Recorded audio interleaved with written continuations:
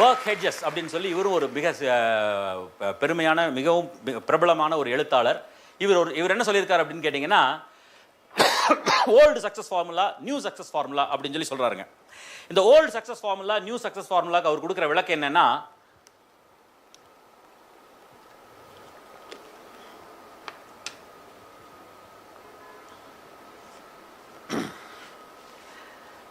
Old success formula அப்படிங்கிறது என்ன அப்படின்னு கேட்டிங்கன்னா, நீங்கள் கஷ்டப்பட்டு படிக்கிறீங்க, நல்லா படிக்கிறீங்க, வேலைக்கு போய் சேர்றீங்க, கஷ்டப்பட்டு வேலை செய்கிறீங்க, உங்களுடைய மாத சம்பளம் 5000 ரூபாயா இருந்ததுன்னா அடுத்த 5 வருஷம் கழிச்சு அது 10,000 மாறணும். இது வந்து ஓல்டு சக்ஸஸ் ஃபார்முலா. இன்னைக்கு இருக்கிற நியூ ஜென்ரேஷனில் நீங்கள் வேலைக்கு போவீங்களா தொழில் பண்ணுவீங்களா அதெல்லாம் அவருக்கு சொல்லலைங்க. இந்த நியூ சக்ஸஸ் ஃபார்முலா அப்படிங்கிறது என்ன அப்படின்னு கேட்டிங்கன்னா, நீங்கள் ஒரு வேலை செய்கிறீங்க இல்லை ஒரு தொழில் பண்ணுறீங்க, உங்களுடைய வருமானம் 5000 ரூபாயா இருந்தால் அடுத்த 5 வருஷம் கழிச்சு அது 25,000 மாறணும். அதுதான் லிவரேஜிங் வெல்த் அப்படின்னு சொல்லி சொல்லுவாங்க.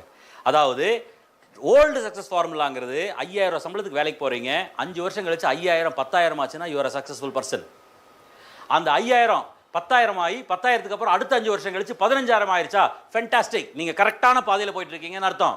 ஆனால் நியூ சக்ஸஸ் ஃபார்முலாங்கிறது 5 + 5 + 5 இல்லைங்க, 5 × 5 × 5 × 5. 5 வருஷம் கழிச்சு 5000 10,000 25,000 மாறணும், அடுத்த 5 வருஷம் கழிச்சு 25,000 1,25,000 மாறணும். இதுதான் நியூ சக்ஸஸ் ஃபார்முலா.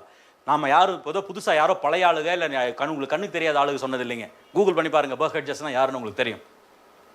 அவ்வளோ பெரிய எழுத்தாளர் அவர் சொல்லியிருக்கிற விஷயம். New success formula is leveraging wealth and not linear income.